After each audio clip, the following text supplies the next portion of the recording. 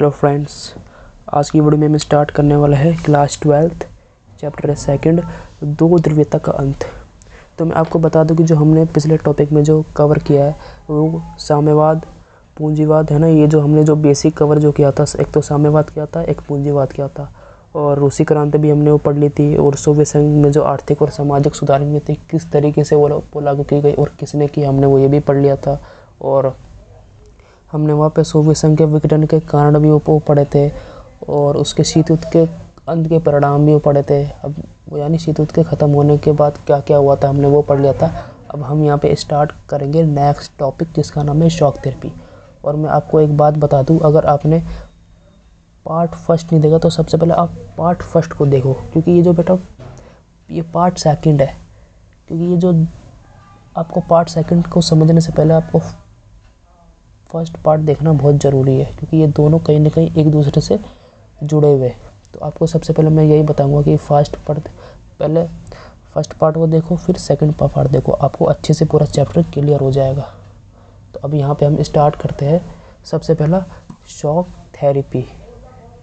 तो यहाँ पे हम ये जानते हैं कि सबसे शॉक थेरेपी का जो यहाँ पे जो एक्सप्लेनेशन है क्या है कि शॉक थेरेपी की शुरुआत 1980 के दशक में हुई। इस व्यवस्था में साम्यवादी से पूंजीवादी के संक्रमण के दौर को सोवियत व्यवस्था ने शॉक थेरेपी का नाम दिया। तो यानी आपको यहाँ पे एक एमसीक्यू बेटा बन चुका है। शॉक थेरेपी की शुरुआत कब की गई? तो 1980 के दशक में शॉक थेरेपी की शुरुआत की गई। आपका एक नंबर में पूछ सकता है एमसीक्यू कि इसकी शुरुआत कब की गई? 1980 में। काफ़ी ज़्यादा इम्पोर्टेंट है। 1980 में इसकी शुरुआत की गई। और यहाँ पे बेटा इस व्यवस्था में साम्यवादी से पूंजीवादी के दौर को ही सोवियत व्यवस्था ने शॉक थेरेपी का नाम दिया। यानी अगर मैं आपको सिंपल सा बताऊँ अपनी भाषा में, तो इसमें शॉक थेरेपी में क्या किया गया, ये सोवियत संघ में अचानक से ही साम्यवादी से पूंजीवादी के दौर में आ गया, जिसको हमने शॉक थेरेपी का नाम दिया। तो बेटा हमने इसको शॉक थेरेपी का एक और नाम से जानते हैं हम। शॉक थेरेपी को इसको विश्व की सबसे बड़ी गैराज सेल कहा गया। ये आपके 1 मार्क्स में पूछ सकता है कि शॉक थेरेपी को और किस नाम से जानते हैं। तो बेटा गैराज सेल के नाम से जानते हैं शॉक थेरेपी को। तो ये भी आपके 1 मार्क्स में पूछ सकता है। आपको ये भी 1 मार्क्स में पूछ सकता है कि शॉक थेरेपी को और किस नाम से जानते हैं। तो गैराज सेल। आपने ये समझ गया होगा कि शॉक थेरेपी किसे कहते हैं। अब बेटा जो शॉक थेरेपी के कुछ परिणाम हैं, जब शॉक थेरेपी अचानक से जब साम्यवादी से पूंजीवादी के दौर में आ गया, तो उसके कुछ परिणाम हैं। तो जब यानी सोवियत संघ जब अचानक से साम्यवादी से पूंजीवादी के दौर में आ गया, तो उसके साथ क्या परिणाम हुए, मतलब क्या क्या उसके साथ घटनाएं घटी।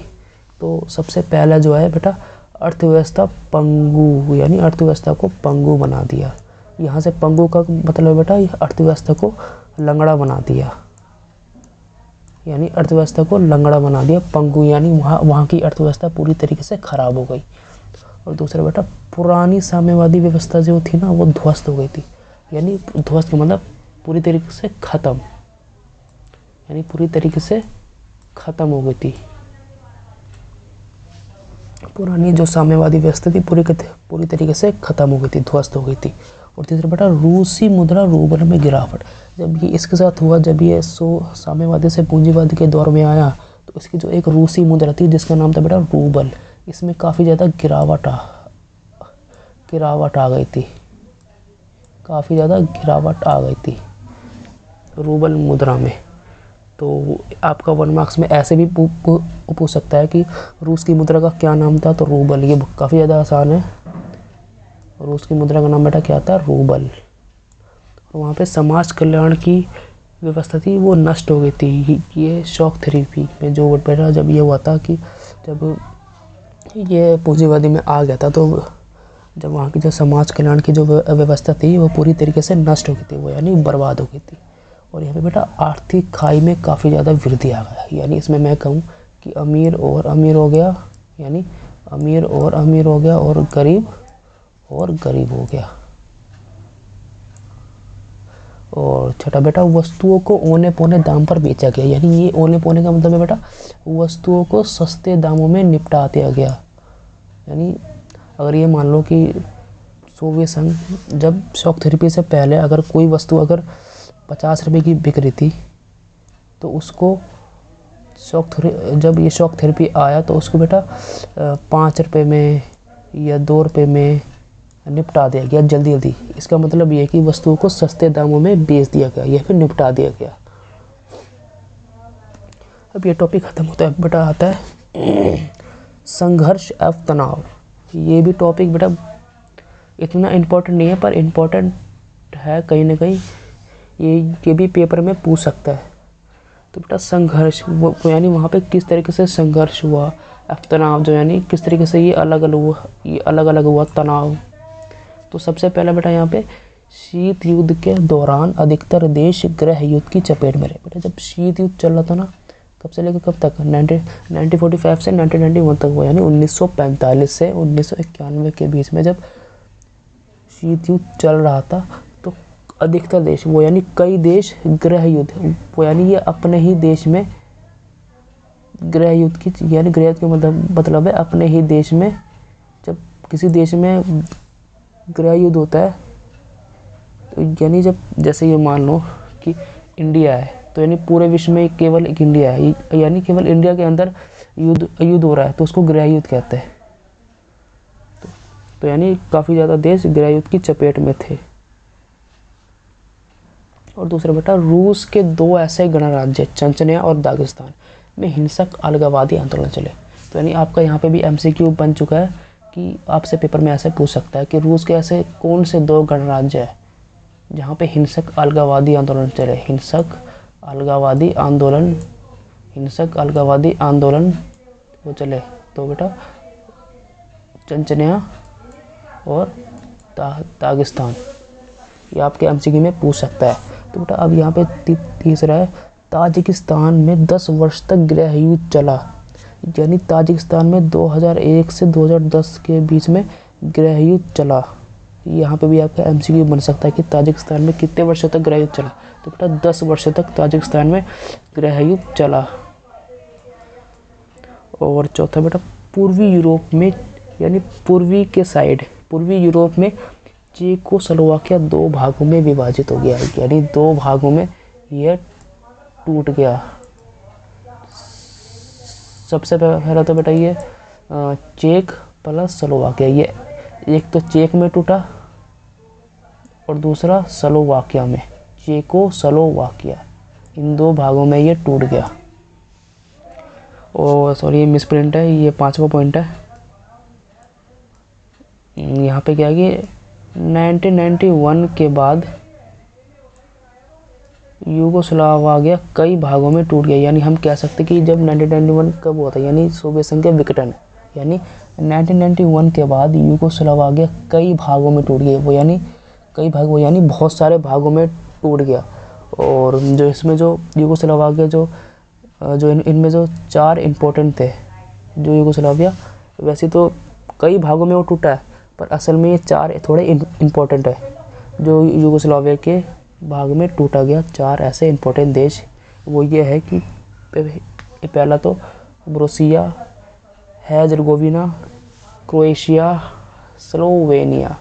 ये वैसे ही पूछ सकता है कि यूगोस्लाविया कितने भागों में टूटा, तो आप बता देना 4 भागों में टूटा है। अब यहाँ पे अगला टॉपिक है अरब विद्रोह, यानी अरब विद्रोह इतना इम्पोर्टेंट नहीं है तब भी आपके टॉपिक में आपके चैप्टर में ये टॉपिक दिया हुआ है अरब विद्रोह। तो हम अरब विद्रोह के बारे में वो जानेंगे। 21वीं सदी में पश्चिमी एशिया में इसकी शुरुआत की गई, यानी इसकी शुरुआत कब की गई, 21वीं सदी में इसकी शुरुआत की गई। 21वीं सदी में इसकी शुरुआत कहाँ की गई, पश्चिमी एशियाई देशों में इसकी शुरुआत की गई। तो तो यहाँ पे इतना इम्पोर्टेंट नहीं बनता, आपका दूसरे में काफ़ी ज़्यादा इम्पोर्टेंट बनता है। इसकी वास्तविक शुरुआत, अब यहाँ पे देखो वास्तविक आ रहा है, इसकी वास्तविक शुरुआत 2010 में की गई। यहाँ पे आपका MCQ पूछ सकता है कि इसकी वास्तविक वो शुरुआत वो कब की गई, 2010 में की गई। इसकी वास्तविक शुरुआत एमसीक्यू में पूछ सकता है, काफ़ी ज़्यादा इम्पोर्टेंट है। इसकी शुरुआत ट्यूनीशिया में हुई, यानी जो अरब विद्रोह में जो आपको मैं बता दूं कि जो अरब विद्रोह में टोटल 22 देश है, 22 देश है, और 22 देशों में से केवल एक ये ट्यूनीशिया आपको दिख रहा होगा यहाँ पे, ये इसका फ्लैग भी है। इसकी शुरुआत ट्यूनीशिया में की गई, इसकी शुरुआत ट्यूनीशिया देश में हुई। ये भी यहाँ पे भी एमसीक्यू में पूछ सकता है कि अरब विद्रोह की शुरुआत किस देश में हो गई, तो बेटा ट्यूनीशिया, ट्यूनीशिया। अब इसकी शुरुआत अब इसका शुरुआत होने का कारण क्या था, तो इसकी शुरुआत मोहम्मद बाऊजी के आत्मदाह के कारण हुई।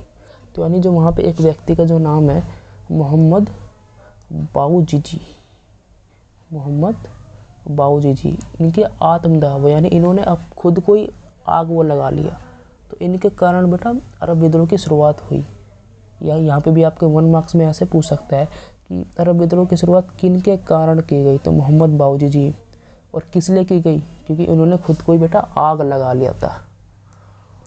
और इसकी शुरुआत बेटा अब मैं यहाँ पे 5वां है, ट्यूनीशिया में तानाशाह भ्रष्टाचार के कारण ये खत्म। मतलब इसकी शुरुआत तो बेटा आपको ये पता है कि ट्यूनीशिया में की गई, पर इसको करने का रीज़न क्या था, तो सबसे पहले तानाशाह और भ्रष्टाचार। तानाशाह का मतलब बता दूं कि तानाशाह उसे कहते हैं जैसे कि मान लो एक राज्य है जहाँ पे केवल एक राजा के एक राजा के तौर पे एक जब कोई व्यक्ति है जो भी अपने मन चाहे ढंग से शासन कर सकता है, उसको तानाशाह कहा गया। और भ्रष्टाचार यानी वहाँ की जो सरकार है उसको वो यानी जब वहाँ की जो सरकारें जब लोगों को अत्याचार वो करती है तो उसको भ्रष्टाचार के रूप में जानते हैं हम। तो यानी इसलिए ये कदम उठाना पड़ा ट्यूनीशिया में, जब तानाशाह भ्रष्टाचार के कारण ही ये कदम हमें उठाना पड़ा। अब यहाँ पे अगर आप स्क्रीनशॉट वो लेना चाहते हो तो वो ले लो, ये वैसे इतना इम्पोर्टेंट नहीं है। ये अरब विद्रोह के मतलब ये अरब विद्रोह में अरब में टोटल 22 देश शामिल है। अब बेटा जब अरब विद्रोह हुआ तो अरब विद्रोह के आखिर कारण क्या था, आखिर किस रीज़न से अरब विद्रोह किया गया, तो अब बेटा सबसे पहला बनता है बेरोजगारी, भ्रष्टाचार, सरकारी तंत्र का अधिक दबदबा, लोगों की महत्वाकांक्षा पूरी ना हो सकी। तो बेटा सबसे पहले इसमें बेरोजगारी, तो वहाँ पे काफ़ी ज़्यादा बेरोजगारी थी, रोज़गार के ज़्यादा अवसर वो नहीं थे। तो इसी के चलते लोगों ने क्या सोचा कि क्यों ना हमें अरब विद्रोह किया जाए, क्योंकि लोगों को कहीं मतलब 90% लोगों को वहाँ पे रोज़गार नहीं प्राप्त हो रहे थे, इसलिए वहाँ के लोगों ने अरब विद्रोह को शुरू किया। और दूसरा बेटा भ्रष्टाचार, तो बेटा वहाँ पे काफ़ी ज़्यादा भ्रष्टाचार था। वहाँ की जो सरकारें थी वो लोगों पर अत्याचार वो कर रही थी, उनकी सुनवाई नहीं कर रही थी, तो काफ़ी ज़्यादा वहाँ पे भ्रष्टाचार था। तो इसलिए इस अरब विद्रोह को स्टार्ट किया गया। और तीसरा बेटा सरकारी तंत्र का अधिक दबदबा, जो वहाँ पे जो सरकारी तंत्र था, जो वहाँ पे जो सरकारी दफ्तरें थी, वो लोगों को जो सरकारी तंत्र था वो लोगों के ऊपर ज़्यादा जोर वो दिखा रही थी, लोगों के ऊपर अधिक दबदबा था उसका, इसलिए अरब विद्रोह को हमने शुरू किया। और इसी के चलते बेटा जो लोगों की जो महत्वाकांक्षाएं थी ना, जो लोगों की जो आवश्यकताएं थी, वो कभी भी सरकार द्वारा पूरी नहीं की जा रही थी, इसलिए लोगों ने अरब विद्रोह शुरू किया। एक तो ये भी आपका एक कारण है। बट यहाँ पे अरब विद्रोह के कुछ उपकरण हैं, यानी हम अरब विद्रोह को कैसे ठीक किया, लोगों द्वारा अरब विद्रोह को कैसे ठीक किया गया। तो बेटा सबसे पहला आंदोलन, हड़ताल, धरना प्रदर्शन, पोस्टर का प्रयोग। तो सबसे पहले यहाँ पे मैं एक्सप्लेन वो करूँ तो सबसे पहले वहाँ पे बेटा किया गया आंदोलन। लोगों ने जगह जगह आंदोलन किया, जगह जगह क्षेत्रों में आंदोलन किया, मतलब बहुत ज़्यादा भीड़ भड़के में लोगों ने आंदोलन किया। इसी के चलते ही विद्रोह को ठीक किया गया। दूसरा बेटा हड़ताल, वहाँ पे वो लोगों ने भूख हड़ताल किया, प्रत्येक जगह हड़ताल किया। तो इसलिए ये भी एक ठीक होने का कारण, मतलब ठीक किया जा सकता था ये सब करके, आंदोलन किया, हड़ताल किया, धरना प्रदर्शन।